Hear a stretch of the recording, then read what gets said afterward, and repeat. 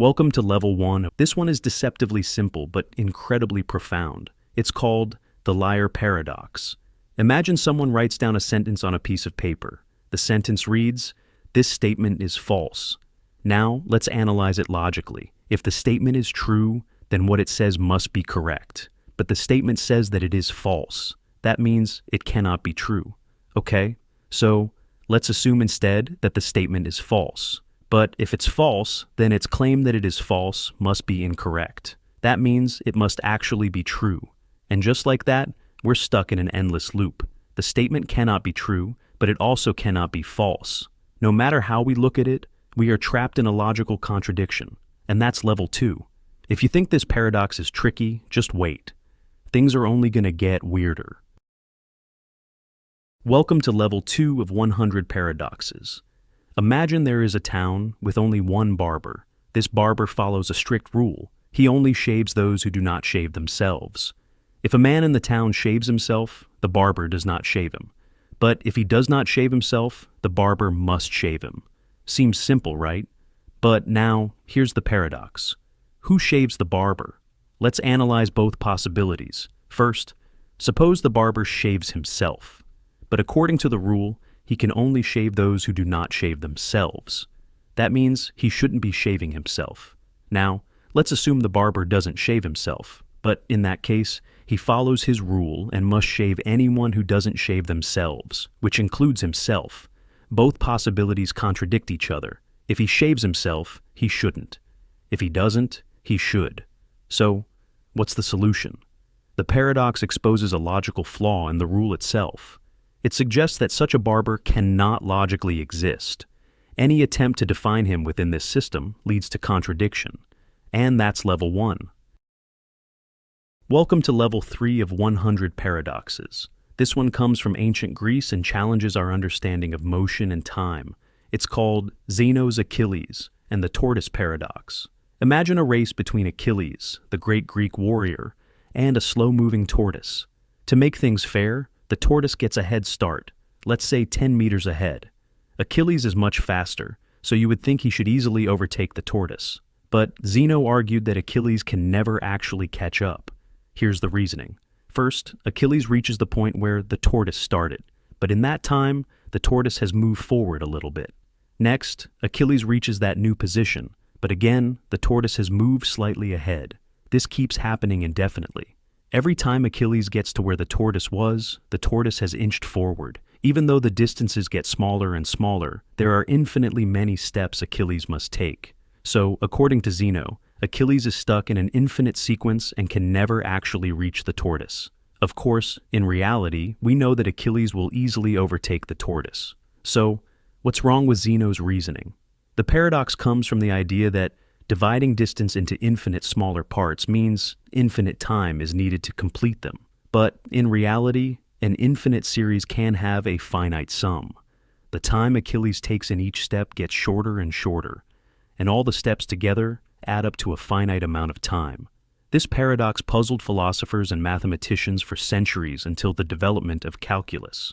Mathematicians like Newton and Leibniz showed that infinite sequences can converge to a finite number, resolving the paradox. But Zeno's paradox still raises deep questions about the nature of time, space, and motion. Is motion continuous, or does it happen in discrete jumps? If space is infinitely divisible, does that mean reality itself is made of infinite steps? Welcome to level 4 of 100 paradoxes. This one is called the unexpected hanging paradox, and it messes with our understanding of logic and predictions. Imagine a judge tells a prisoner, "You will be hanged at noon on a weekday next week, but the exact day will be a surprise. You won't know which day it is until the executioner arrives at your cell that morning." The prisoner thinks carefully and realizes something. If the hanging were to happen on Friday, then by Thursday night, he would know, because Friday is the only day left. But that would ruin the surprise. So, it can't happen on Friday. Now that Friday is ruled out, he thinks about Thursday. If the hanging were to happen on Thursday, he would realize it by Wednesday night, because Friday is already eliminated. But since it must be a surprise, that means Thursday is also impossible. Using the same logic, he eliminates Wednesday, then Tuesday, and finally Monday. Eventually, he convinces himself that the hanging cannot happen at all. Feeling relieved, the prisoner sleeps peacefully through the week. Then, on Wednesday, the executioner arrives, and the prisoner is completely shocked. The judge was right. The hanging was a surprise. So, what went wrong with his reasoning? The paradox comes from the conflict between logical deduction and surprise. The prisoner assumed that if he could eliminate every possible day, then the hanging couldn't happen. But that reasoning falls apart when the actual event defies his expectations. Welcome to Level 5 of 100 Paradoxes.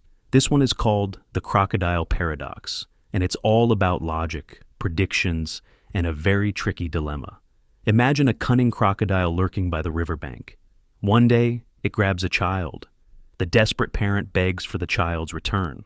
The crocodile, being unusually logical, makes a deal. It says, "I will return your child if and only if you correctly predict what I will do next." Now, the parent thinks carefully and makes a prediction. "You will not return my child." Now, the crocodile is stuck in a paradox. If the prediction is correct, then the crocodile must return the child, since that was the deal. But if the crocodile returns the child, then the prediction was actually wrong, because the parent said the child would not be returned. On the other hand, if the prediction is wrong, then the crocodile doesn't have to return the child. But that means the prediction was actually correct, because the parent said the child wouldn't be returned. The crocodile is now trapped in an endless loop. No matter what it does, it contradicts itself. This paradox plays with self-referential logic, much like the liar paradox. It shows how reasoning that seems logical can lead to contradictions when it involves predictions about itself. Philosophers use paradoxes like this to explore language, logic, and decision-making. It also appears in discussions about contracts, ethics, and even artificial intelligence, because how do you program a system to handle contradictory conditions? Welcome to Level 6 of 100 Paradoxes. This one is called the Ship of Theseus Paradox, and it challenges our understanding of identity and change. Imagine an ancient ship, the Ship of Theseus, docked in a harbor. Over time, its wooden planks begin to rot, so they are replaced one by one with brand new planks. This process continues for years until, eventually, every single piece of wood has been replaced. Now, here's the question. Is it still the same ship? At first, it seems like the answer is yes. After all, the ship remained the same in form and function. It was just repaired gradually. But let's add a twist. Imagine that someone took all the old discarded planks and reassembled them into a ship identical to the original. Now we have two ships. One, the ship made from the new planks, still sitting in the harbor. Two, the ship made from the original planks, now reconstructed elsewhere.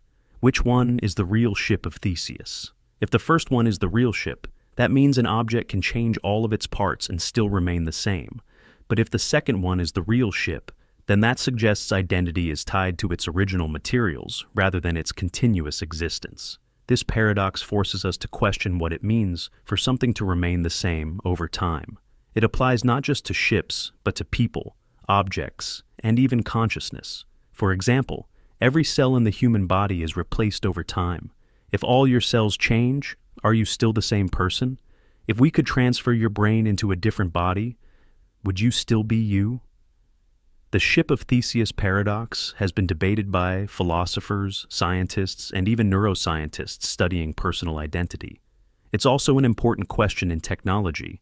If we replace every part of a machine, is it the same machine or a completely new one? Welcome to Level 7 of 100 Paradoxes. This one is called the Grandfather Paradox, and it's one of the most famous paradoxes in time travel. Imagine you invent a time machine. You decide to go back in time to when your grandfather was young, before he ever met your grandmother. For some reason, you decide to prevent them from meeting, or, even worse, you accidentally cause your grandfather's death before he has any children. Now, here's the problem. If your grandfather never had children, then your parent was never born. And if your parent was never born, then you were never born. But if you were never born, then how did you go back in time in the first place? This creates a paradox. By changing the past, you erase your own existence. But if you never existed, you could never have gone back in time to change the past in the first place. So, what happens? There are several possible explanations that scientists and philosophers have proposed. Time fixes itself. Some theories suggest that history resists change.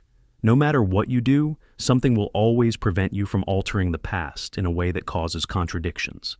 Maybe your gun jams, or you get distracted, or events unfold in a way that stops you from affecting your grandfather's future. The many worlds interpretation. Instead of creating a contradiction, your actions create a new timeline or parallel universe where you were never born. In your original timeline, nothing changes, but in the new one, you simply don't exist. You just vanish. If you do succeed in preventing your own birth, some theories suggest you would simply disappear from existence as if you never existed in the first place. But that brings up another question. If you vanish, who changed the past? The grandfather paradox is one of the biggest challenges to theoretical time travel. It suggests that traveling back in time and changing the past might be logically impossible, or at least far more complicated than it seems. This paradox has been explored in movies, books, and scientific discussions, and it's a key argument in the debate over whether time travel could ever be possible. Welcome to Level 8 of 100 Paradoxes. This one is called the Sorites Paradox, also known as the paradox of the heap, and it challenges the way we define vague concepts. Imagine you have a heap of sand made up of millions of grains. Now, remove one grain from the heap. It's still a heap, right? Now remove another grain. It's still a heap. Keep going, grain by grain. At what exact point does it stop being a heap? If you remove just one grain, it doesn't seem like a heap suddenly disappears. But if you keep removing grains, eventually, you'll be left with only one grain of sand, which is definitely not a heap. So, where did the heap go? This paradox exposes a problem with vague concepts. Words like heap, bald, or tall don't have clear boundaries. For example, if a man has a full head of hair and starts losing hair one by one, when does he become bald? If a child grows an inch every year, at what exact height does tall begin? Because these concepts are fuzzy, they create logical contradictions. Philosophers have debated solutions for centuries, but there's no clear answer. Some approaches include 1. The sharp cutoff theory. Some argue that even vague terms have hidden exact boundaries, even if we don't know them. Maybe a heap is exactly 1,000 grains of sand or more, and anything less is not a heap. 2. The continuous spectrum. Others argue that concepts like heap and bald exist on a spectrum, and trying to force an exact cutoff is pointless. 3. Supervaluationism. A more complex solution suggests that vague terms can be true in some cases, false in others, and indeterminate in between, depending on context. The Sorites paradox isn't just a word game. It affects law, ethics, and artificial intelligence. How do we define when a person officially becomes an adult? When does a collection of actions become a crime? How does an AI determine the difference between big and small when no clear boundary exists? Welcome to Level 9 of 100 Paradoxes. This one is called the Omnipotence Paradox, and it challenges the very idea of unlimited power. Imagine a being that is all-powerful, a being that can do anything. Now, here's the paradox.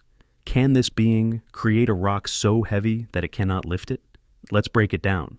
If the being can create such a rock, that means there is something it cannot do, lift the rock. But if it cannot create the rock, then there is also something it cannot do, create the rock in the first place. Either way, there is something it cannot do, which contradicts the definition of omnipotence. This paradox has been debated for centuries in philosophy, theology, and logic. It raises the question, what does it mean to be all-powerful? Some philosophers attempt to resolve the paradox in different ways. 1. Redefining omnipotence. Some argue that omnipotence doesn't mean the ability to do the logically impossible. Just as a square circle can't exist, an all-powerful being wouldn't need to create a rock it can't lift, because the question itself is nonsensical. 2. The self-limitation theory. Others argue that an omnipotent being could choose to limit its own power, meaning that creating such a rock is possible, but lifting it would be voluntarily impossible. The omnipotence paradox ties into deep questions about the nature of power, logic, and even the structure of reality. If true omnipotence creates contradictions, does that mean even power must obey logic? And if so, Is logic itself more fundamental than power? Welcome to level 10 of 100 paradoxes. This one is called the Raven paradox, and it challenges the way we think about evidence and logic. Imagine a simple scientific statement: all ravens are black. At first, this seems easy to test. If you observe a black raven, that confirms the statement, right? But what about other things, like a red apple? Here's where the paradox begins. According to logic, the statement all ravens are black is equivalent to saying everything that is not black is not a raven. This means that if you see a red apple, it is technically confirming that non-black things are not ravens, which, in turn, seems to support the idea that all ravens are black. So, does seeing a red apple actually provide evidence that all ravens are black? That seems absurd, but logically it follows. This paradox was introduced by philosopher Carl Gustav Hempel, and it reveals a strange problem in how we define scientific confirmation. Normally, we think of evidence as something that directly supports a claim, but in this case, a completely unrelated object, a red apple, somehow becomes evidence about ravens. Philosophers and scientists have debated solutions to this paradox. 1. Rejecting equivalence. Some argue that even though the two statements are logically the same, they don't work the same way in real-world reasoning. Seeing a single red apple doesn't really tell us anything about all ravens. 2. Bayesian probability. Others argue that while a red apple does technically provide evidence, the effect is so tiny that it's practically meaningless compared to actually observing black ravens. 3. Reevaluating evidence. Some suggest that we need to rethink how we define confirmation. Maybe evidence should only come from directly observing what we're testing, rather than relying on indirect logic. The Raven paradox challenges our basic assumptions about scientific reasoning, probability, and logic. If seeing a black raven and seeing a red apple both count as evidence, then what really counts as proof? Welcome to level 11 of 100 paradoxes. This one is called the preface paradox, and it challenges how we think about knowledge and belief. Imagine an author has just finished writing a book filled with carefully researched facts and arguments. They have checked every source, reviewed all the evidence, and are fully confident that each statement in the book is true. However, in the book's preface, the author writes something like this: "Despite my best efforts, there may still be some mistakes in this book." Now, here's the paradox. The author believes every individual statement in the book is true, but at the same time, the author also believes that at least one statement is probably false. How can both beliefs be true at the same time? If the author is rational, they should acknowledge that human errors happen, even in well-researched books. But if they truly believe there is a mistake, which statement do they doubt? If they doubted any specific statement, they should remove or correct it. This paradox reveals a fundamental problem in knowledge and probability. It shows that 1. We can believe multiple things at once, even if they seem contradictory. 2. Rational belief doesn't always mean absolute certainty. 3. Acknowledging the possibility of being wrong is itself a rational belief. Philosophers and logicians have debated this paradox in relation to epistemology, the study of knowledge. It connects to Bayesian probability, where beliefs are based on probability rather than absolute truth. For example, if a scientist publishes research, they trust their conclusions, but also know that new evidence could prove them wrong in the future. This is what makes science self-correcting. Progress happens because we acknowledge uncertainty. The preface paradox forces us to ask, how much confidence should we have in our own knowledge? Can we ever be completely certain of anything? Welcome to level 12 of 100 paradoxes. This one is called the paradox of the court, and it's a paradox about promises, contracts, and legal loopholes. Imagine an ancient Greek philosopher and lawyer named Protagoras. He agrees to take on a student named Euthylos and teach him law. But since Euthylos cannot afford to pay up front, they make a deal. Euthylos will only pay Protagoras if he wins his first case. After completing his studies, Euthylos decides not to take any cases at all, meaning he never wins or loses a case. As time passes, Protagoras becomes frustrated and takes Euthylos to court to force him to pay. And this is where the paradox begins.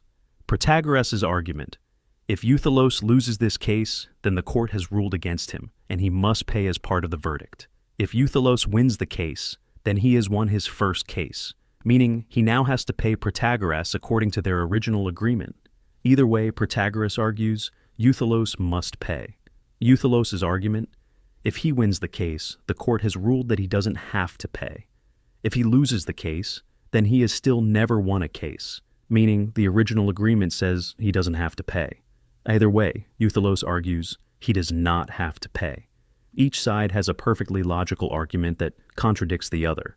If the court rules in favor of Protagoras, that means Euthylos must pay, but that means he has won his first case, which means he shouldn't have to pay. If the court rules in favor of Euthylos, that means he has won the case, which means he should pay. So, who actually wins? This paradox highlights loopholes in contracts, legal reasoning, and self-referential logic. It also raises deeper questions about how rules and agreements function in the real world. If a contract creates an unsolvable contradiction, how should it be enforced? Even today, courts sometimes face self-referential legal dilemmas where contracts, laws, or rulings create logical paradoxes. Welcome to level 13 of 100 paradoxes. This one is called the lottery paradox, and it challenges the way we think about rational belief and probability. Imagine a fair lottery with 100,000 tickets. Only one ticket will win, and each ticket has a 1 in 100,000 chance of winning. Now, consider the following reasoning. The chances of any one specific ticket winning are incredibly low, just 0.001%. Since the probability of winning is so tiny, it seems rational to believe that each individual ticket will lose. But if we apply this reasoning to every ticket, that means we should believe that all tickets will lose. However, we know for a fact that one ticket must win. So we end up believing that every ticket will lose, even though we also know that one of them will win. How can we logically believe that each individual ticket will lose, while also knowing that one of them must win? This paradox exposes a deep problem in probability, logic, and belief systems. It shows that even when we make rational assumptions about individual events, those assumptions can contradict each other when applied to the whole system. Philosophers and logicians have explored different ways to resolve this paradox. 1. Rejecting certainty. Some argue that the problem comes from treating low probability as impossible. Just because something is unlikely doesn't mean we should fully believe it won't happen. 2. Contextual belief. Others suggest that belief isn't just about probability, but also about context. While it's reasonable to doubt each ticket individually, it's also reasonable to believe that one of them will win. 3. Probability versus knowledge. Another view is that probability-based beliefs work differently from absolute knowledge. We can rationally doubt each ticket while still knowing that one will win. The lottery paradox has implications for decision-making, artificial intelligence, and even real-world legal cases. It forces us to ask, what does it mean to believe something? Can we hold beliefs that are individually rational but collectively contradictory? Welcome to level 14 of 100 paradoxes. This one is called the two envelopes paradox, and it challenges the way we think about logic, probability, and decision-making. Imagine you're presented with two envelopes. Inside each envelope is some amount of money, but you don't know how much. You are told that one envelope contains exactly twice as much money as the other. You randomly choose one envelope and open it. Inside, you find $100. Now, you are given a choice. Keep the $100. Switch to the other envelope, which has either $50 or $200. At first, it seems like a 50-50 decision. But let's analyze it further. Since you don't know whether you pick the higher or lower envelope, there are two possibilities. 1. If your envelope contains the smaller amount, $100, the other envelope has $200. 2. If your envelope contains the larger amount, $100, the other envelope has $50. You reason that if you switch, there's a 50% chance you double your money to $200.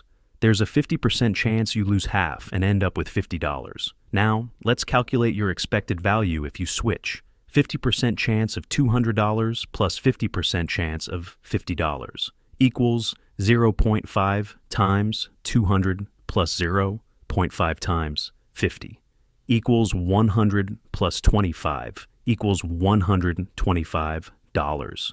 Since the expected value of switching is $125, which is greater than the $100 in your hand, it seems like you should always switch. But here's the paradox. No matter which envelope you start with, the same logic applies. This means that before opening either envelope, you should always plan to switch. But that creates an infinite loop, since if you switch, the same reasoning applies again, meaning you should switch back. So, what's wrong with this logic? Mathematicians and philosophers have debated different ways to resolve the paradox. 1. Faulty probability assumption. The mistake comes from assuming a 50% chance that your envelope is the smaller one. In reality, the game isn't structured this way, so the math is misleading. 2. Undefined expectations. The expected value calculation only works if we know how the amounts were chosen, but since the envelopes are chosen arbitrarily, we don't have enough information to apply this formula. 3. No real advantage. Some argue that switching doesn't actually change your odds in a meaningful way, since you always return to the same paradox. The two envelopes. Paradox reveals flaws in decision theory, probability, and mathematical expectation. It's a great example of how logic that seems sound can lead to absurd conclusions. Welcome to level 15 of 100 paradoxes. This one is called Russell's paradox, and it's a problem that broke mathematics for a while. Imagine you have a list of things. Some lists include themselves and some don't. A grocery list does not include itself. It just lists food. A list of all lists would include itself because it contains every list. Now, let's create a special list. The list of all lists that do not include themselves. Let's ask a simple question. Should this list include itself? If it includes itself, then it doesn't belong in the list, because the rule says it should only contain lists that don't include themselves. If it does not include itself, then it must belong in the list, because it fits the rule. No matter what, we end up with a contradiction. The list can't exist without breaking its own rule. This might sound like a word trick, but it actually caused a major crisis in mathematics when Bertrand Russell discovered it in 1901. At the time, mathematicians thought they could neatly organize all of math using sets, which are just groups of things. But Russell's paradox showed that their system had a flaw. Some sets create contradictions just by existing. To fix this, new rules had to be made, and modern math had to be redesigned to avoid this problem. Welcome to Level 16 of 100 Paradoxes. This one is called the potato paradox, and it's a surprising problem about percentages, weight, and how numbers can trick us. Imagine you have 100 kilograms of potatoes. These potatoes are 99% water by weight, meaning only 1% of their weight is actually solid potato. Now, you leave them out in the sun to dry. After some time, they lose water, and now they are only 98% water. Here's the question. How much do they weigh now? At first, you might think the potatoes have only lost a little bit of water. Maybe they now weigh 99 kilograms or 98 kilograms. But the actual answer is shocking. The potatoes now weigh only 50 kilograms. How is that possible? Let's break it down. Originally, the potatoes were 99% water, meaning the solid potato part made up 1% of 100 kilograms. That means the solid potato part weighed 1 kilogram, and the rest, 99 kilograms, was just water. Now, after drying, the solid part is still 1 kilogram, but now it makes up 2% of the total weight instead of 1%.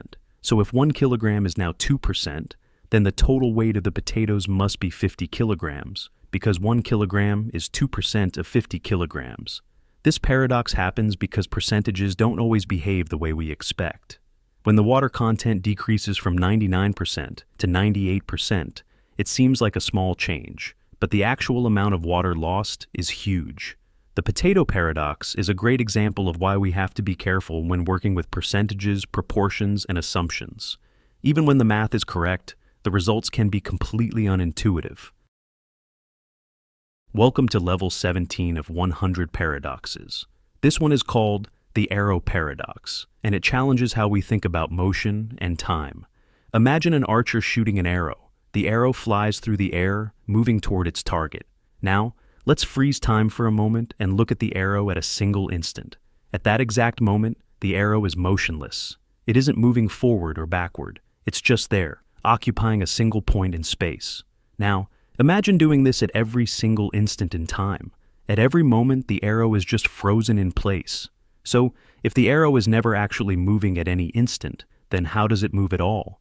This is Zeno's arrow paradox, created by the ancient Greek philosopher Zeno of Elea. He argued that motion is an illusion because at any single moment in time, an object is standing still. If it's always standing still, then it never actually moves. Of course, in reality, we know the arrow does move, but this paradox shows a strange problem when we try to break time into infinitely small moments.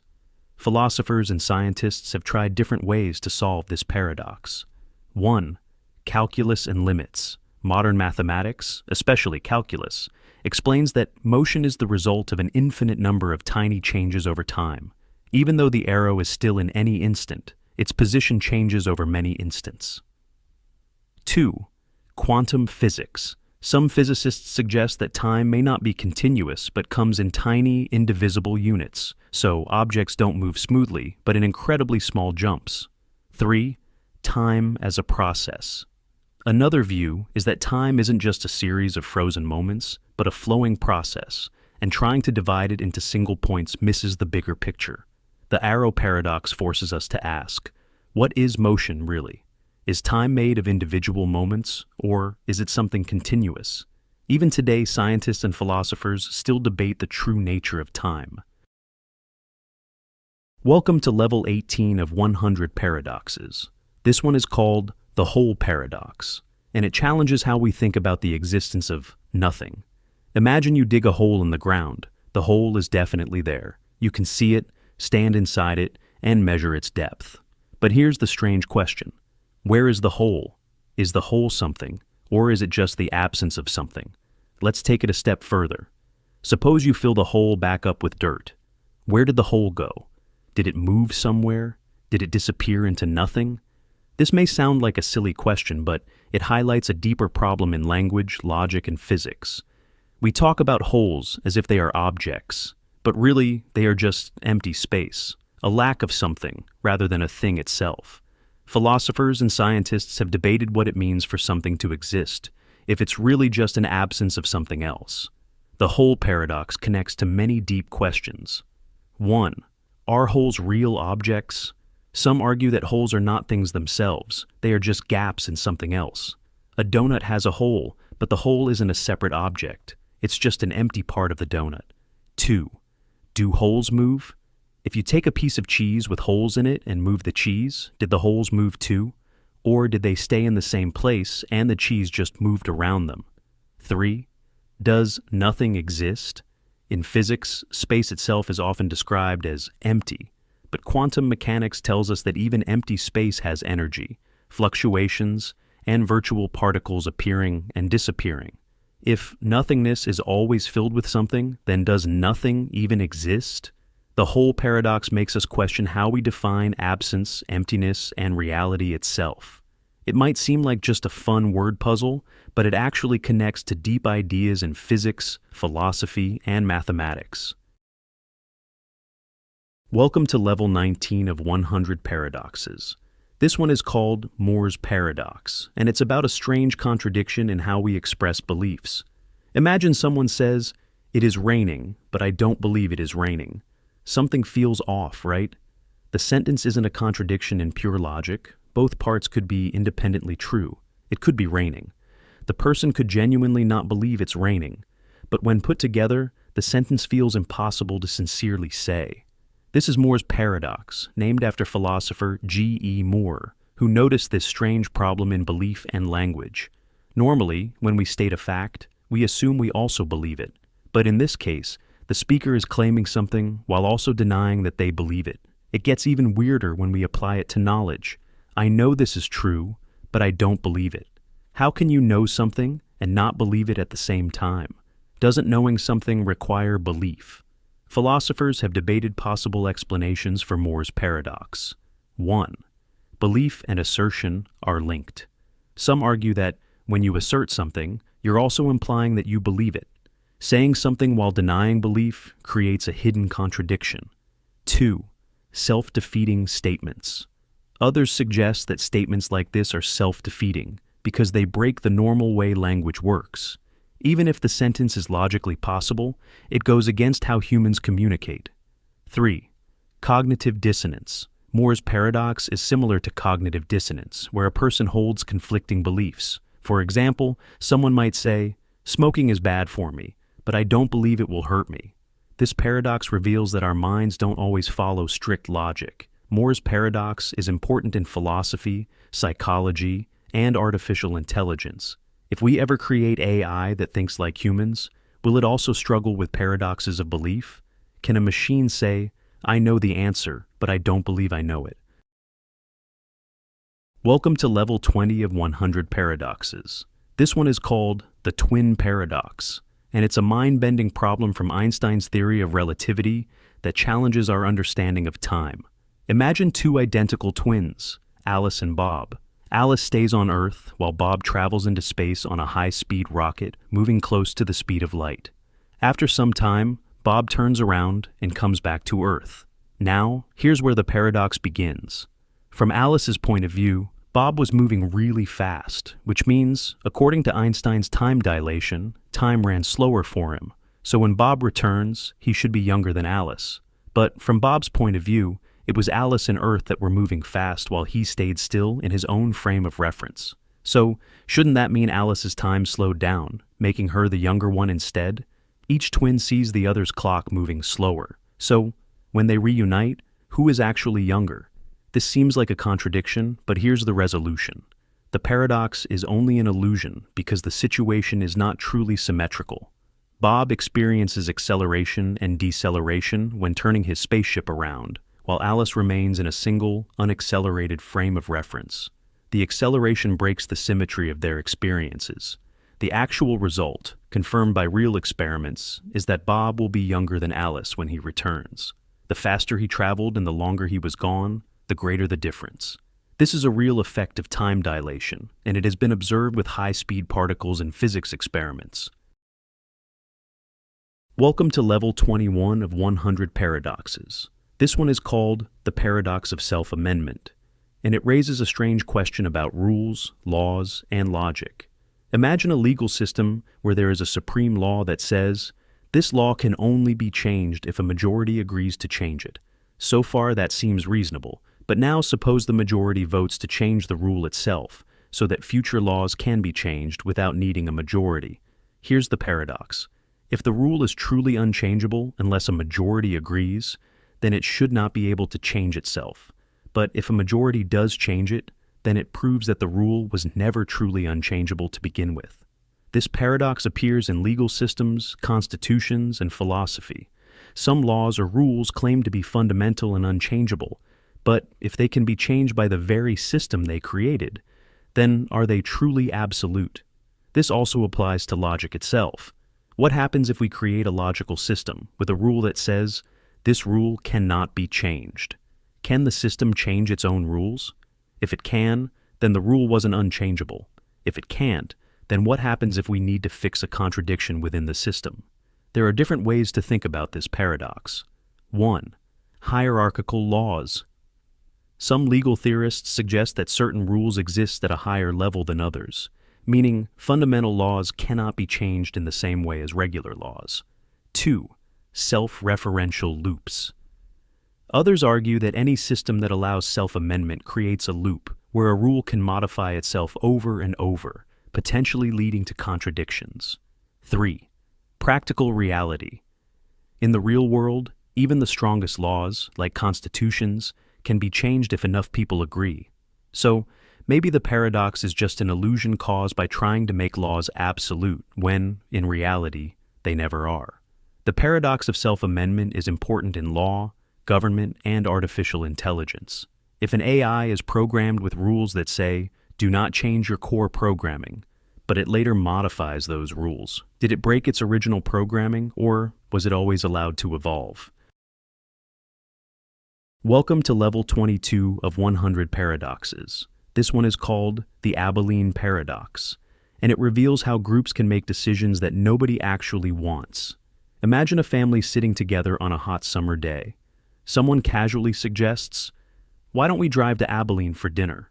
Nobody is really excited about the idea, but one by one, everyone agrees because they assume the others want to go. So they all pile into the car, drive miles in the heat, eat an average meal, and come back exhausted. When they get home, someone finally admits, "I didn't really want to go." And then another person says, "Wait, I thought you wanted to go." They all realize nobody actually wanted to go to Abilene, but they went anyway because each person assumed the others wanted to go, and nobody spoke up. This is the Abilene paradox, first described by management expert Jerry B. Harvey. It happens when groups make decisions that go against what individuals actually want, all because everyone assumes that others want it, and nobody wants to be the one to disagree. This paradox appears everywhere. In business meetings, where a bad idea gets approved because nobody wants to speak against it. In social situations, where people agree to plans they secretly dislike. In politics, where policies are passed because everyone assumes they're popular when they're actually not. But why does this happen? There are a few reasons. Fear of conflict. People don't want to be the one to disagree, so they stay silent. Assumption of agreement. Everyone assumes others support the idea, even if they don't. Desire to fit in. Nobody wants to be the outsider who questions the group's decision. The solution? Encourage open and honest communication. If just one person had spoken up in the Abilene story, the whole group would have avoided a pointless trip. Welcome to level 23 of 100 paradoxes. This one is called the paradox of tolerance, and it's about whether a truly tolerant society can allow intolerance. Imagine a society that values free speech and open-mindedness. It believes in accepting all viewpoints, even those that it disagrees with. Now, suppose an intolerant group rises within this society. They spread ideas that reject tolerance itself, calling for the oppression or elimination of others. Here's the paradox. If society tolerates this intolerant group, the group may grow in power and eventually destroy tolerance itself. But if society chooses to not tolerate this group, then it is acting intolerantly, which seems to go against its own values. So, should a tolerant society tolerate intolerance? This paradox was first described by the philosopher Karl Popper in 1945. He argued that unlimited tolerance leads to the destruction of tolerance. If we allow those who want to destroy tolerance to spread unchecked, they will eventually succeed in eliminating tolerance entirely. Tolerance must have limits. A truly tolerant society must be intolerant of intolerance when it threatens others. Freedom is not absolute. Just as freedom of speech does not mean freedom to incite violence, tolerance does not mean allowing ideas that seek to destroy tolerance itself. The paradox of tolerance appears in real-world issues. In politics, when extremist groups use free speech to push ideas that eliminate the freedoms of others. In social media, when hateful ideologies spread under the guise of open discussion. In laws and human rights, where governments must decide when to protect speech and when to intervene. So, where do we draw the line? Should we allow intolerance no matter what in the name of free speech, or should we set limits to protect tolerance itself? Welcome to level 24 of 100 paradoxes. This one is called Buridan's Ass, and it's about decision-making, free will, and why too much logic can lead to inaction. Imagine a donkey standing exactly between two identical piles of hay. The donkey is perfectly rational. It always chooses what is best for itself. Here's the problem. Both piles of hay are exactly the same distance away. Both piles are equally big and fresh. The donkey has no logical reason to prefer one over the other. So what happens? Since the donkey can't decide between them, it never moves and eventually starves to death, even though food is right in front of it. This is Buridan's Ass paradox, named after the philosopher Jean Buridan. It shows a flaw in the idea that rational beings always make the best decisions, because if two choices are truly equal, rationality alone may not be enough to decide. This paradox applies to real-life decision-making in many ways. In business, when companies get stuck choosing between two equally good strategies and fail to act. In everyday life, when people can't decide what to eat, what movie to watch, or which job to take, and end up doing nothing. in artificial intelligence, where an AI might get stuck in an endless loop when faced with two equal options. So, how do we solve this paradox? 1. Random choice. In real life, people and animals don't always rely on logic alone.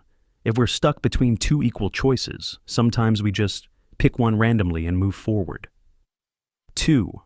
External influence. In reality, even when things seem equal, tiny differences influence our decisions, like a slight movement of the wind, a moment of instinct, or an unconscious bias. 3.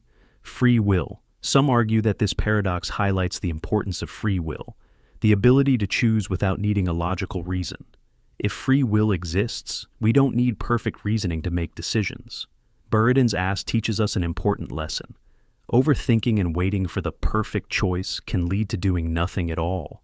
Sometimes it's better to just decide and move forward. Welcome to level 25 of 100 paradoxes. This one is called the paradox of free will, and it challenges whether we truly have the ability to make choices. Let's start with a question. Are you really in control of your actions? At first, it seems obvious. Of course, you can decide what to do. You can choose what to eat, where to go, or what to say next. But when we look deeper, things get complicated. The paradox comes from a conflict between two ideas. 1. Determinism. This is the idea that everything happens because of cause and effect. Every event is the result of previous conditions, including your thoughts and actions. If everything is determined by what came before it, then your choices aren't truly free. They were already set in motion by past events. 2. Free will. On the other hand, we feel like we make decisions. We experience choice, which seems to suggest that we are not completely controlled by the past. Here's where the paradox forms. If everything is determined, then free will is an illusion. If free will exists, then something, our choices, must be happening without being fully determined by past events. But if a choice isn't caused by anything, isn't it just random instead of truly free? This paradox has led to centuries of debate in philosophy, science, and even neuroscience. Different thinkers have tried to resolve it in different ways. 1. Hard determinism. Some argue that free will is completely an illusion. Your brain is just following physical laws, and every decision you make was actually decided before you were even aware of it. 2. Libertarian free will. Others argue that not everything is determined. Conscious beings have a special kind of decision-making ability that is not completely controlled by the past. Compatibilism. Some believe that free will and determinism can work together. Even if your actions are caused by previous events, as long as they come from your own desires and reasoning, they can still be considered free. The paradox of free will also connects to neuroscience. Some studies suggest that your brain makes decisions before you are even conscious of them, raising the question, if your brain acts before you're aware of it, are you really choosing at all? So, do we have free will, or is every choice just an illusion caused by past events? Welcome to level 26 of 100 paradoxes. This one is called the paradox of the barber pole, and it challenges how we perceive motion and reality. Imagine an old-fashioned barber pole spinning outside a barber shop. It has a red, white, and blue spiral pattern wrapped around a cylinder. As the pole rotates, something strange happens. The spirals appear to be moving upward endlessly, even though the pole itself is just spinning in place. But how can something move upward forever if it's really just rotating? This is the barber pole paradox, an illusion that tricks our brains into seeing continuous motion in a direction that doesn't actually exist. The paradox happens because of how our eyes and brain process visual motion. Instead of seeing the pole as simply rotating, our brains interpret the spirals as moving up or down, even though they are really just shifting in a circular pattern. This paradox isn't just an optical illusion. It has real implications in science and technology. 1. Film and animation. This effect is similar to how wheels in movies sometimes look like they are spinning backward when filmed at a certain speed. Our brain misinterprets motion when the frame rate doesn't match the wheel's rotation. 2. Digital displays. Some LED signs use a similar illusion to create moving text by simply shifting light patterns, even though the pixels themselves don't move. 3. Relativity and physics. This paradox also connects to deeper concepts in motion, perception, and relativity. If movement is just a perception, how much of what we see is truly real?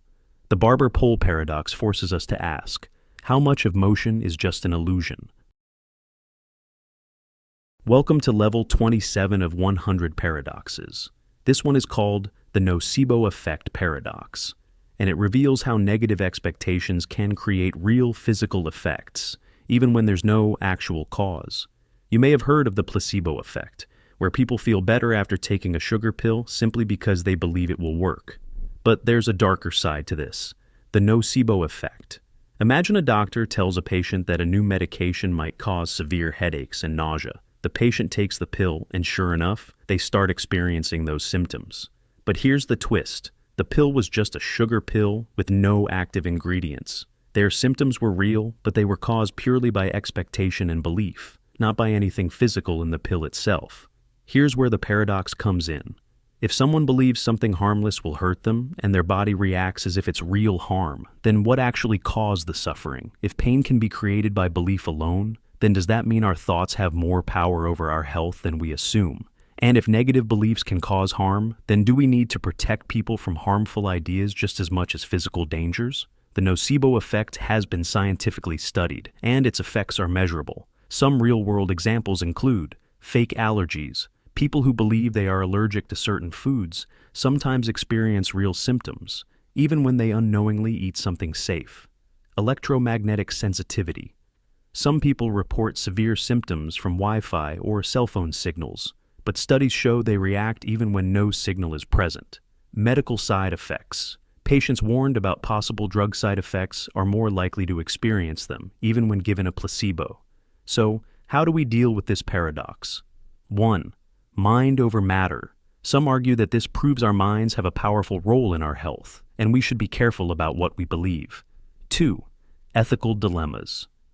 Should doctors avoid telling patients about possible side effects to prevent the nocebo effect? Or is full honesty more important, even if it harms the patient? 3. The power of suggestion. If simply believing something can make us sick, then how many other ways does belief shape our reality? Welcome to level 28 of 100 paradoxes. This one is called the prisoner's dilemma, and it's one of the most famous paradoxes in game theory, psychology, and economics. Imagine two criminals, Alice and Bob, are caught by the police and placed in separate rooms for interrogation. The police don't have enough evidence to convict them of the main crime, so they offer both prisoners the same deal. If one confesses, betrays, while the other stays silent, cooperates, the betrayer goes free while the silent one gets 10 years in prison. If both betray each other, they each get 5 years in prison. If both stay silent, they each get only 1 year in prison for a minor offense. Neither prisoner knows what the other will do. What's the best choice? Here's the paradox. If Alice believes Bob will stay silent, she should betray him to go free. If Alice believes Bob will betray her, she should also betray to avoid the worst-case scenario. Bob goes through the exact same reasoning. So even though the best outcome is for both to stay silent, only 1 year in prison each, the logical choice for both is to betray, leading to 5 years in prison each, which is worse for both of them. This is the prisoner's dilemma, a paradox where the rational decision leads to a worse outcome than cooperation. This paradox appears everywhere in real life. Business rivalries. Two companies could keep prices high and make more profit together, but both fear the other will lower prices first, leading to a price war. Arms races. If two countries both limit their nuclear weapons, they're both safer. But if one country secretly builds more weapons, the other is at a disadvantage. So, both build weapons, making the world more dangerous. Everyday decisions. Should you help someone, knowing they might not help you back? Should you be honest in a relationship if you fear the other person might lie? There are different ways to solve this paradox. Repetition. If the game is played multiple times, trust can develop, making cooperation more likely. This is why businesses and countries sign long-term agreements instead of competing aggressively. Altruism versus self-interest. Humans aren't purely rational. We value trust, fairness, and relationships, which sometimes override selfish decisions. Changing the reward system. If incentives are structured differently, cooperation can become the logical choice. This is why laws, contracts, and social norms exist. The prisoner's dilemma forces us to ask, if acting in self-interest leads to worse outcomes, then what does it really mean to make a rational decision? Welcome to Level 29 of 100 Paradoxes. This one is called Newcomb's Paradox, and it's a mind-bending problem about free will, prediction, and decision-making. Imagine a super-intelligent being, let's call it Omega, that can predict the future with perfect accuracy. It sets up a simple game with you. In front of you are two boxes. Box A always contains $1,000. Box B contains either $1 million or nothing, depending on Omega's prediction. You have two choices. Take only Box B, one boxing. Take both Box A and Box B, two boxing. Here's the twist. If Omega predicted that you would take only Box B, it put $1 million in it. If Omega predicted that you would take both boxes, it left Box B empty. The paradox is, which choice makes the most sense? The logical argument for two boxing, Box B already contains or doesn't contain $1 million. Your choice can't change what's inside the box, so you should take both boxes to guarantee at least $1,000. The logical argument for one boxing, Omega is never wrong. If it predicted you would one box, it placed $1 million inside Box B. If it predicted you would two box, Box B is empty. So the only way to win big is to take only Box B. Here's the paradox. Two boxing feels logical in the present, because what's inside the box is already set. One boxing feels logical in the past, because if Omega truly predicts the future, your decision was already made before you even thought about it. This paradox is used to debate free will and determinism. If Omega's prediction is always correct, do you really have a choice? Or was your decision already determined? Newcomb's paradox also appears in real-life decision-making. Trust and reputation. If people believe you act fairly, they treat you better in return. But if you only act fair when it benefits you, you lose trust. Investing and risk-taking, do you trust the long-term rewards of patience, or do you grab short-term gains? Artificial intelligence. If AI can predict human behavior, should we act differently knowing we are being predicted? So, what would you do? Would you take only Box B and trust the prediction, or take both boxes and maximize your guaranteed money? Welcome to Level 30 of 100 Paradoxes. This one is called the Birthday Paradox, a surprising probability puzzle that defies intuition. Imagine you walk into a room filled with random people. You wonder, what are the chances that at least two people have the same birthday? Your first instinct might be that the odds are really low. After all, there are 365 days in a year, and birthdays should be evenly spread out, right? But here's the shocking truth. With just 23 people, there's already a 50% chance that at least two people in the group share a birthday. With 57 people, the probability jumps to 99%. That seems way too high. So, what's happening here? The explanation. The trick is that we're not just comparing each person's birthday to one other person. We're comparing every person to every other person. If you were only checking your birthday against the group, the chance of a match would be low. But in a room of 23 people, there are 253 unique pairs of people who could have the same birthday. With so many chances for a match, the probability adds up fast. Real-world applications. The birthday paradox isn't just a cool math trick. It has serious applications in cybersecurity, data science, and forensics. Hacking and cryptography. Cyber attacks called birthday attacks use this principle to crack passwords and encryption faster than expected. DNA and forensics. When analyzing DNA in large populations, accidental false matches can occur due to probability, not actual relationships. Big data errors. In databases and AI systems, duplicate records appear much more often than people expect, causing problems in data analysis. The lesson. The birthday paradox teaches us that our intuition about probability is often wrong. When large numbers are involved, small chances of coincidence add up quickly. So, the next time you're in a room with 23 or more people, ask around. There's a good chance at least two of them share a birthday. Welcome to Level 31 of 100 Paradoxes. Quine's paradox is a strange self-referential sentence that challenges our understanding of truth and meaning. Imagine a statement that refers only to itself, creating a contradiction that makes it impossible to decide whether it's true or false. Normally, sentences describe facts about the world, but what happens when a sentence tries to describe itself? Here's Quine's paradox. Yields falsehood when preceded by its quotation. Yields falsehood when preceded by its quotation. At first glance, it looks confusing, but let's break it down. The phrase yields falsehood when preceded by its quotation describes what happens when you place it after a quotation of itself. If we actually do that, we get the full sentence. Yields falsehood when preceded by its quotation, yields falsehood when preceded by its quotation. Now, let's analyze whether this statement is true or false. If it's true, then it must yield falsehood, which means the sentence is actually false. But if it's false, then what it says must be incorrect, meaning it does not yield falsehood. So it must be true. This creates an endless contradiction where the sentence can never be consistently classified as true or false. Why is this important? Quine's paradox is an example of self-reference, similar to the famous liar paradox, which states, "This statement is false." It also connects to deeper ideas in logic, mathematics, and artificial intelligence. Quine's paradox forces us to ask, can a statement ever fully define itself, or does truth always require something beyond the words themselves? If a sentence creates a paradox just by referring to itself, what does that say about the limits of language and logic? Welcome to level 32 of 100 paradoxes.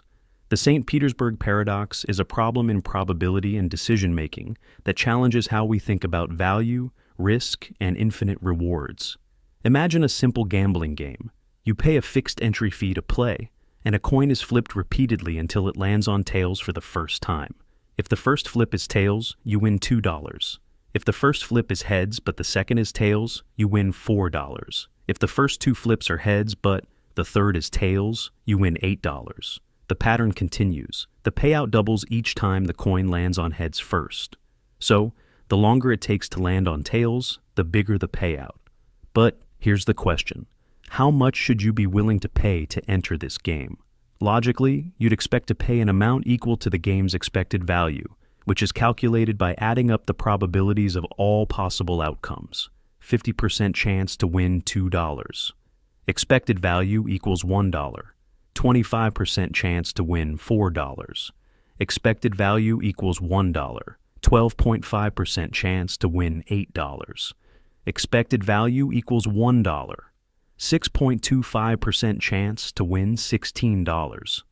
Expected value equals $1, and so on. If you keep adding these probabilities, the sum goes to infinity. That means, in theory, this game has infinite expected value, meaning a rational person should be willing to pay any amount to play. Even $1,000, $10,000, or $1 million should be a good deal, because the expected value is technically infinite. But here's the paradox. In real life, nobody would pay anywhere near that much. Most people wouldn't even pay $20 to play. Why? Here are some possible explanations. Diminishing marginal utility. In reality, the more money you have, the less valuable each additional dollar becomes. Winning $1 million is life-changing, but winning $1 billion doesn't feel 1,000 times better. Risk aversion. The most likely outcome is that you win just a small amount, so people instinctively don't want to gamble a large amount for a tiny chance at a huge reward. Time and practicality. The game assumes infinite money and infinite time, but in the real world, no casino would offer an unlimited payout, and no one wants to sit flipping a coin for eternity. Why does this matter? The St. Petersburg paradox challenges the idea that people make purely logical decisions based on expected value. It reveals why real-world choices depend on psychology, personal wealth, and risk perception, not just raw probability. This paradox is important in economics, gambling, and investment strategies. It forces us to ask, if rational decision-making leads to absurd conclusions, what does it really mean to make a smart choice? Welcome to level 33 of 100 paradoxes. Curry's paradox is a strange and unsettling paradox in logic that suggests you can use a seemingly harmless statement to prove anything you want, no matter how absurd. The setup. Imagine you write the following sentence. If this statement is true, then 2 plus 2 equals 5. Let's analyze this step by step. The statement begins with, if this statement is true, which means that if we assume the statement is true, then whatever follows must also be true. The second part of the statement is, then 2 plus 2 equals 5, which is obviously false in normal mathematics. The paradox.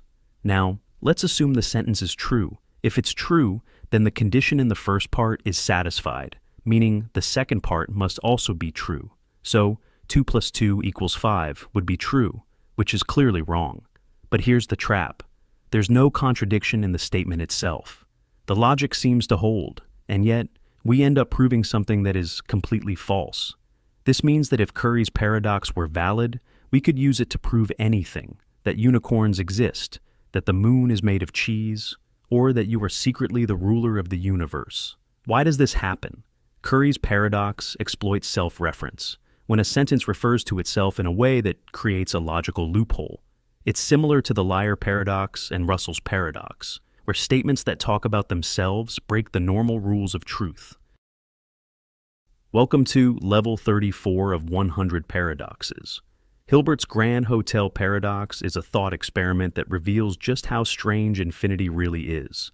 Imagine a hotel with infinite rooms, all of which are completely full. Every room has a guest. Now, suppose a new guest arrives and asks for a room.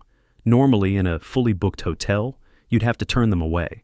But here's where infinity behaves in unexpected ways. The hotel manager comes up with a simple solution. He asks each guest to move one room number higher. The guest in room 1 moves to room 2. The guest in room 2 moves to room 3, and so on. This shift frees up room 1, and the new guest can now stay. Even though the hotel was already full, it somehow made space for another person. Now, let's take it a step further. What if an infinite number of new guests arrive? The manager tells each current guest to move to the room number that is twice their current number. The guest in room 1 moves to room 2, the guest in room 2 moves to room 4, the guest in room 3 moves to room 6, and so on. Now, all the odd-numbered rooms are empty, creating infinite space for the infinite new guests. This paradox, first proposed by mathematician David Hilbert, shows that infinity doesn't work the way we expect. Unlike finite numbers, infinity is never full. You can add to it, rearrange it, or even double it, and it still remains infinite. This concept is critical in mathematics, physics, and even computing. It helps scientists understand black holes, the expansion of the universe, and how to process vast amounts of data. And welcome to Level 35 of 100 Paradoxes. The bootstrap paradox is a mind-bending time travel paradox that challenges our understanding of cause and effect. It asks a simple but unsettling question. Where did something originally come from? Imagine a famous musician, Alex, who grew up idolizing a legendary song. One day, Alex invents a time machine and decides to travel 50 years into the past, bringing along the sheet music for that song. While in the past, Alex hands the music to a young, unknown musician who then publishes it. Over time, the song becomes famous, inspiring generations, including Alex, who eventually hears it, learns to play it, and later travels back in time to give it to the young musician. So, who actually wrote the song? It exists, but it was never truly created. Instead, it endlessly loops through time, passed from the future to the past, with no point of origin. This is the bootstrap paradox, named after the idea of pulling yourself up by your own bootstraps, which is impossible. This paradox isn't just a fun science fiction concept. It presents a real problem in causality and logic. Normally, everything has a cause, but in a bootstrap paradox, something exists without ever being created. Welcome to Level 36 of 100 Paradoxes. Simpson's paradox is a strange statistical illusion where trends in separate groups disappear, or even reverse when combined. It reveals how data can be misleading and why numbers don't always tell the full story. Imagine two hospitals, A and B, both treating patients for the same illness. You want to know which hospital has the higher survival rate, so you compare the numbers. In Hospital A, 80% of patients survive. In Hospital B, only 70% of patients survive. At first glance, it looks like Hospital A is the better choice. But now, let's break the numbers down further based on how severe the patient's conditions were. Among mild cases, Hospital A, 90% survival rate. Hospital B, 95% survival rate. Among severe cases, Hospital A, 30% survival rate. Hospital B, 40% survival rate. Now, in both groups, mild and severe, Hospital B has a higher survival rate than Hospital A. But when we combine the data, Hospital A seems better overall. How can that be? This is Simpson's paradox, and it happens when a hidden factor, like the number of patients in each group, affects the overall outcome. Let's say Hospital A mostly treated mild cases, while Hospital B handled more severe ones. Because Hospital B had more high-risk patients, their total survival rate looked lower, even though they actually had better success rates in both categories. This paradox isn't just a statistical trick, it has real-world consequences. Medicine and healthcare. A new drug may seem more effective overall, but when broken down by age or health condition, it could actually be worse for certain groups. Education and testing. A school might have lower average test scores, but when divided by student background, it might actually outperform other schools in every category. Hiring and bias. In workplace hiring, an employer might seem to favor one group over another, but when looking at different job positions separately, no bias appears. Simpson's paradox teaches us an important lesson. Statistics can be misleading if we don't consider the full context. Sometimes, breaking data into groups reveals the truth hidden behind misleading averages. Welcome to Level 37 of 100 Paradoxes. Benford's law paradox is a strange mathematical rule that reveals an unexpected pattern in numbers, and it's so powerful, it's even used to catch fraud. At first, you might think that in any large set of numbers, like financial reports, population data, or election results, each digit from 1 to 9 should appear roughly the same amount of times at the beginning of a number. After all, why would certain numbers appear more often than others? But here's the paradox. The number 1 appears as the leading digit way more often than 9. In fact, according to Benford's law, the digit 1 appears as the first digit about 30% of the time. The digit 2 appears about 17.6% of the time. The digits continue decreasing in frequency until 9 appears only about 4.6% of the time. This seems completely counterintuitive. Shouldn't the digits be evenly distributed? Why do small numbers dominate? The reason behind this paradox comes from scaling and exponential growth.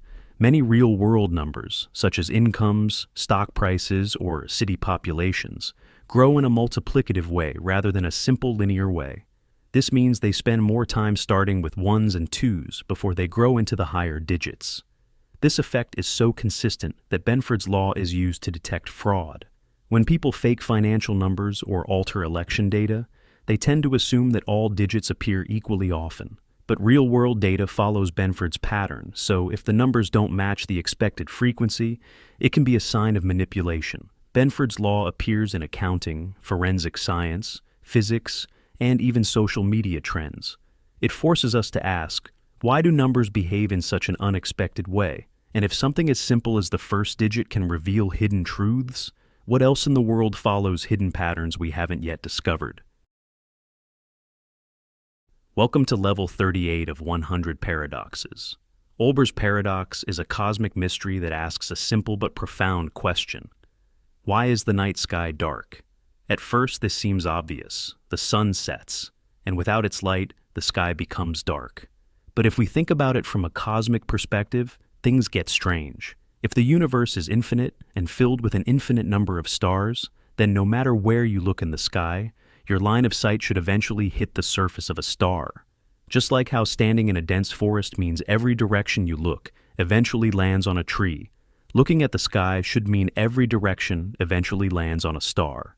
So, why isn't the entire night sky as bright as the surface of the sun? This is Olbers's paradox, named after the German astronomer Heinrich Olbers, who raised the question in the 19th century. If the universe were infinite and eternal, then every part of the sky should be completely lit up, with no darkness at all. But the sky is dark, so something must be wrong with our assumptions. There are a few possible explanations. 1. The universe is finite. If the universe isn't infinitely large, then there simply aren't enough stars to light up every point in the sky. 2. The universe is expanding. Because space itself is stretching, the light from distant stars gets redshifted, meaning their light shifts into infrared or radio waves that are invisible to our eyes. 3. The speed of light limits what we see. The universe has a finite age, meaning we can only see light from stars whose light has had time to reach us. The farther away a star is, the longer its light takes to arrive. So, beyond a certain distance, the stars are effectively invisible. Olber's paradox helped scientists understand that the universe isn't static or eternal. Instead, it had a beginning. It's expanding, and most of the light from ancient stars has been stretched out of the visible spectrum. This paradox forces us to ask, how much of the universe is hidden from us? And if the night sky is dark because of cosmic expansion, what does that mean for the future of the universe? Welcome to Level 39 of 100 Paradoxes. The paradox of choice is a psychological paradox that reveals how having more options doesn't always make us happier. It can actually make us more stressed and dissatisfied.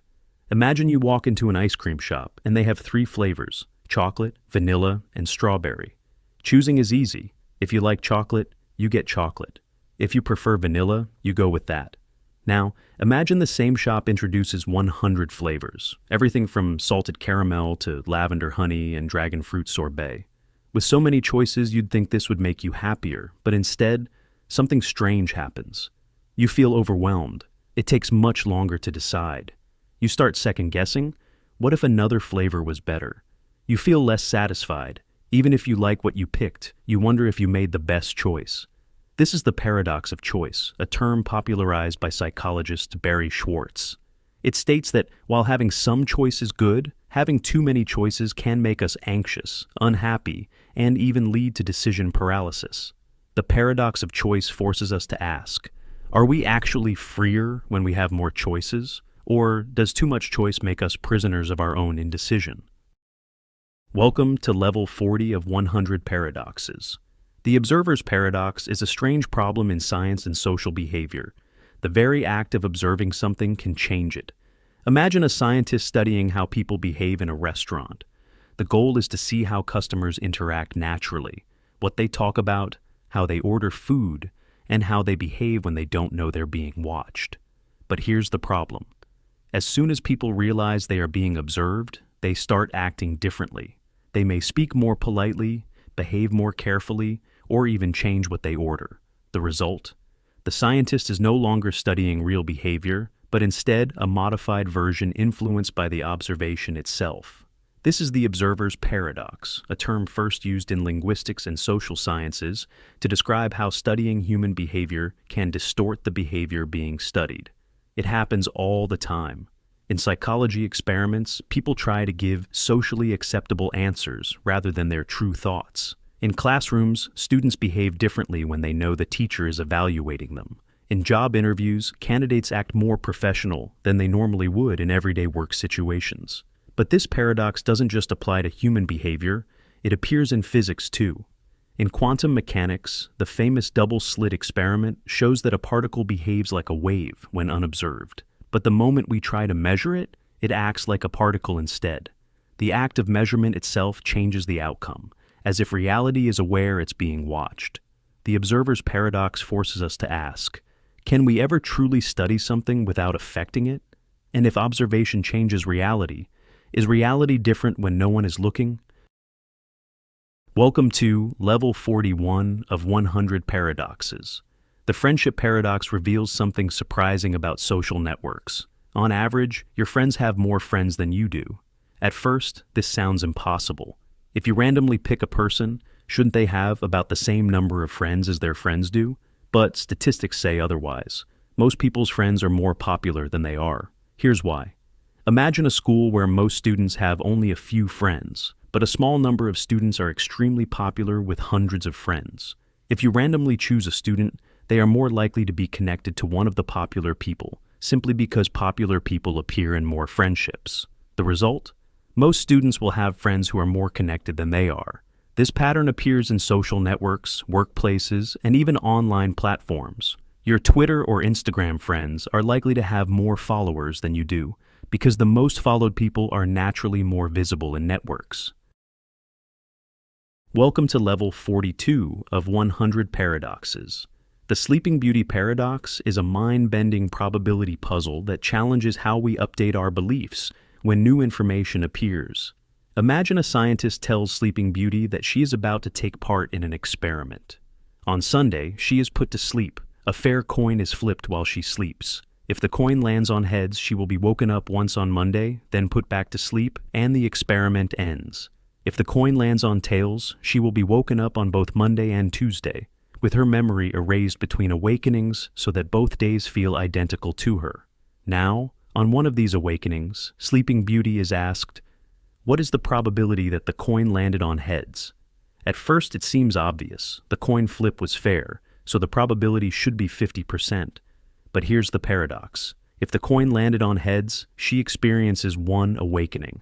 If the coin landed on tails, she experiences two awakenings. Since she has no memory of her past awakenings, she finds herself in a scenario that is twice as likely if the coin landed on tails than if it landed on heads. Because of this, some argue that the probability of heads should actually be 1/3, not 1/2. This paradox has sparked huge debates in probability theory. The Halfers say that the probability should stay 1/2, since the original coin flip was fair, and waking up doesn't change that. The Thirders argue that since Sleeping Beauty experiences the tails scenario twice as often, she should update her belief to 1/3 for heads and 2/3 for tails. Welcome to level 43 of 100 paradoxes. The infinite monkey theorem is a probability paradox that explores randomness, time, and the limits of possibility. Imagine a monkey sitting in front of a typewriter, randomly hitting keys. At first, it's just nonsense. Letters, spaces, punctuation, all jumbled together. But now, imagine this monkey types forever. Given infinite time, could it eventually produce something meaningful? Could it type out a Shakespeare play, the entire Bible, or even this very script? It sounds impossible, but mathematically, the answer is yes. If the monkey types randomly for an infinite amount of time, it will eventually produce every possible combination of letters, including entire works of literature. Here's why. The number of possible letter sequences is huge, so huge that in any realistic time frame, the monkey's typing would be meaningless. But infinity is a different kind of huge. Over infinite time, even the most unlikely events must happen eventually. This paradox isn't just a fun thought experiment. It reveals deep ideas in probability, randomness, and infinity. Welcome to level 44 of 100 paradoxes. The Monty Hall paradox is a probability puzzle that tricks your intuition and shows how making the logical choice can feel completely wrong. Imagine you're on a game show. There are 3 doors in front of you. Behind one of them is a brand new car, and behind the other 2 are goats. You don't know which door hides the car. The host, Monty Hall, asks you to pick a door. You choose door 1. Now, before revealing what's behind your door, Monty, who knows where the car is, opens one of the 2 remaining doors to reveal a goat. Then, Monty gives you a choice. Do you want to switch to the other unopened door, or stick with your original choice? At first, it seems like it doesn't matter. There are 2 doors left, so shouldn't each have a 50-50 chance? But here's the paradox. Switching doors actually doubles your chances of winning. If you stick with your original door, your chances of winning remain 1/3. But if you switch, your chances jump to 2/3. It sounds completely wrong, but here's why it works. When you first chose a door, there was a 1/3 chance you picked the car and a 2/3 chance you picked a goat. Monty, who always reveals a goat, effectively gives you extra information. Since you were more likely to have picked a goat initially, switching allows you to capitalize on that probability. Most people instinctively assume the odds reset when Monty opens a door, but that's not the case. Your first choice was much more likely to be wrong, so switching gives you a better shot at winning. The Monty Hall paradox teaches an important lesson about probability.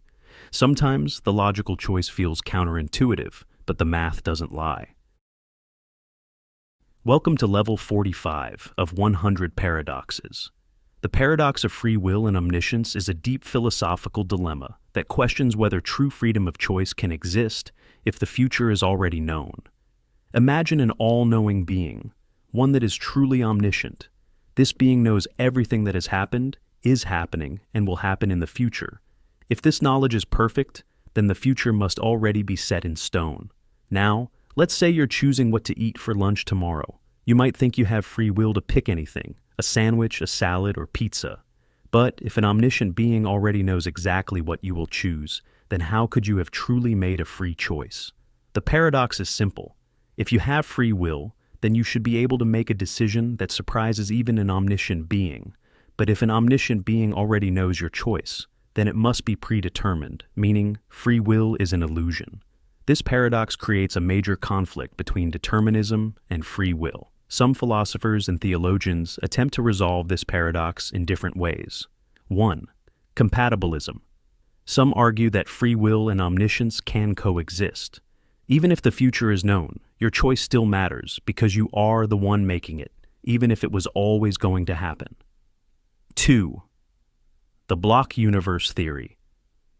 In physics, some theories suggest that time is like a block. Past, present, and future all exist simultaneously. In this view, free will is just an illusion because every event is already part of the timeline. 3.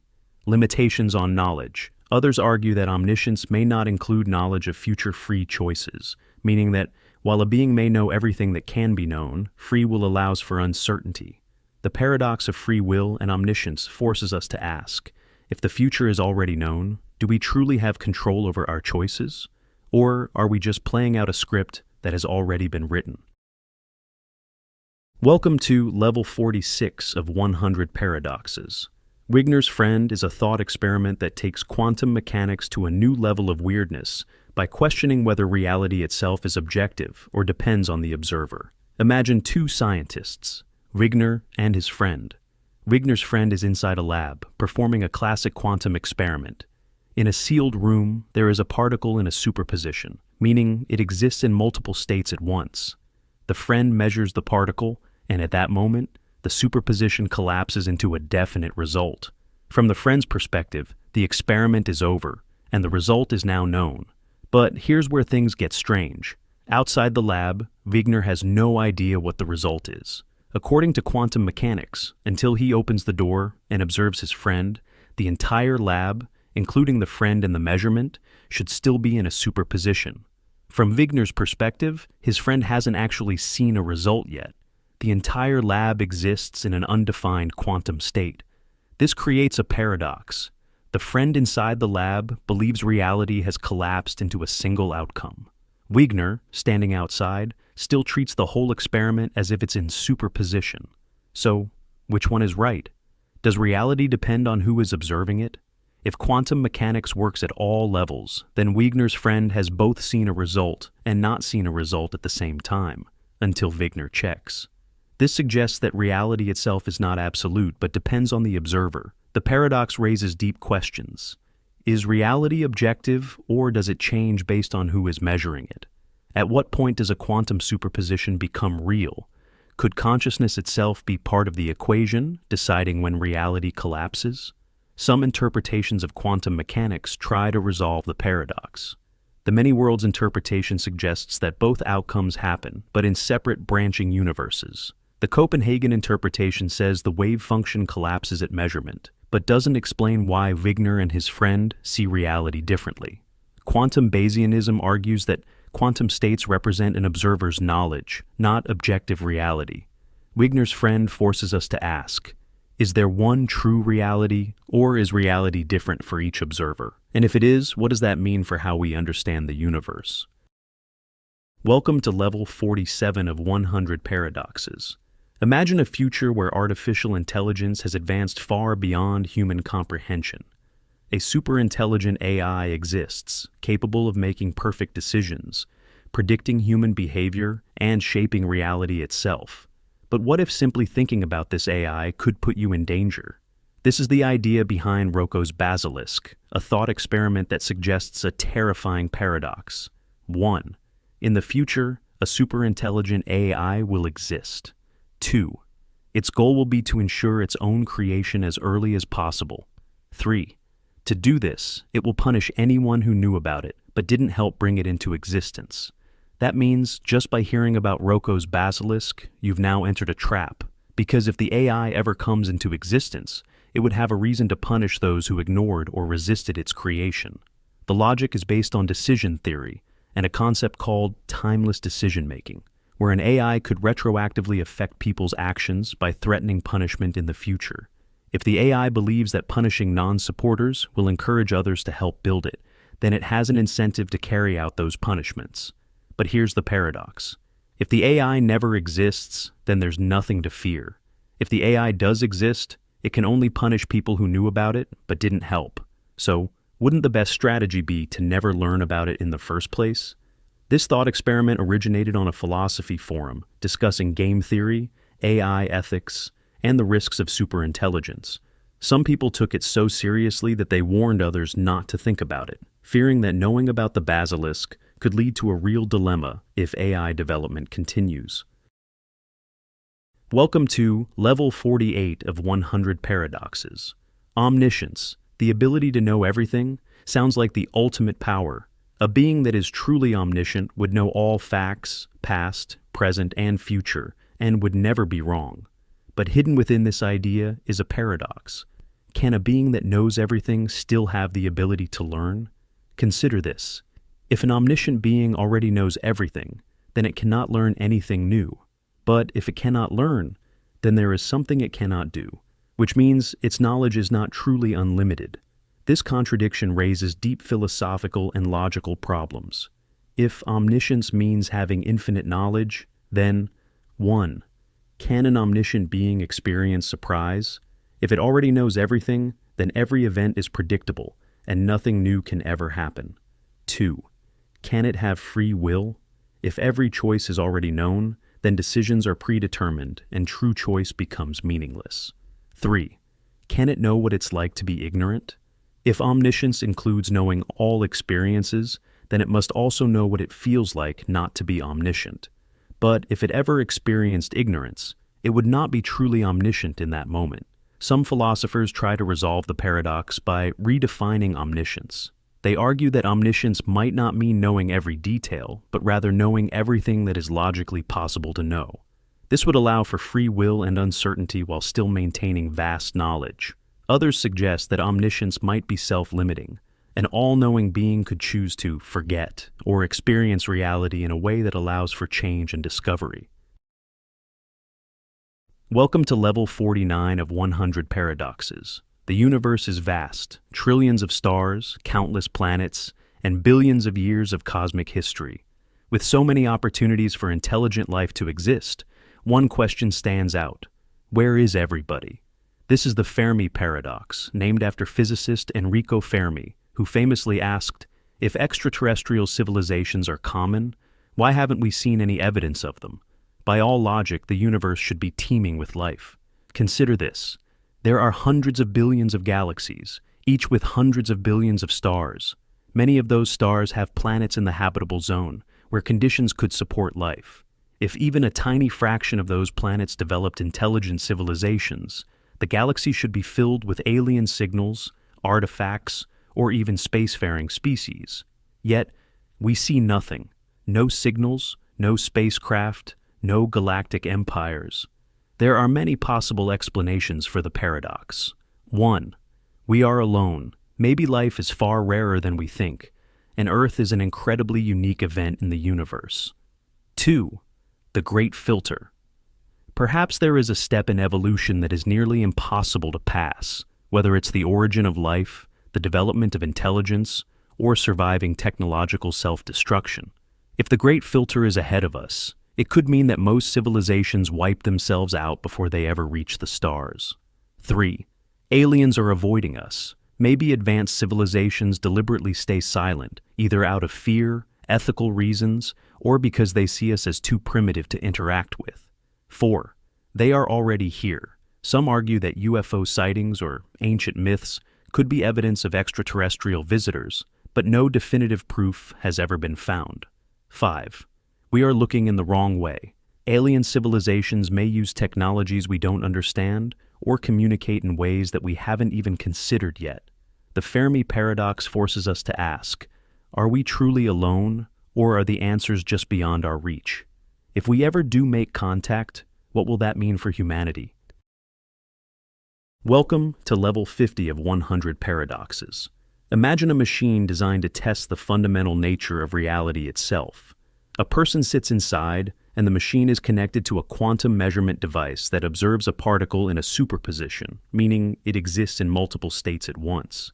Each time the experiment runs, the particle has a 50-50 chance of collapsing into one of two states. If it collapses into state A, nothing happens. But if it collapses into state B, the machine instantly triggers a mechanism that ensures the person inside does not survive. From the outside, the results are simple. The person has a 50% chance of surviving each round. But from the perspective of the person inside, something far stranger happens. This is the idea behind quantum suicide, a thought experiment that applies the many worlds interpretation of quantum mechanics to life and death. According to many worlds, every quantum event splits reality into multiple parallel universes. That means that each time the machine is activated, reality branches. In one universe, the person survives. In another universe, they do not. From the perspective of an outside observer, the experiment follows normal probability. Eventually, the person will not survive. But from the person inside, their consciousness only continues in the universes where they survive. No matter how many times the experiment is repeated, the person inside never experiences their own death, because their awareness only follows the branches where they are still alive. This leads to a disturbing implication. If the many worlds interpretation is correct, then a person may never experience death subjectively. Instead, they continue in an infinite chain of unlikely survival scenarios, no matter how improbable. This idea is sometimes called quantum immortality. Of course, from a scientific standpoint, we can't test this paradox. No one can report back from a reality in which they didn't survive. But it forces us to ask deep questions about the nature of existence, consciousness, and reality itself. If every possible version of the future exists in some universe, what does that mean for our choices? And if death is just an event in one branch of reality, do we ever truly reach an end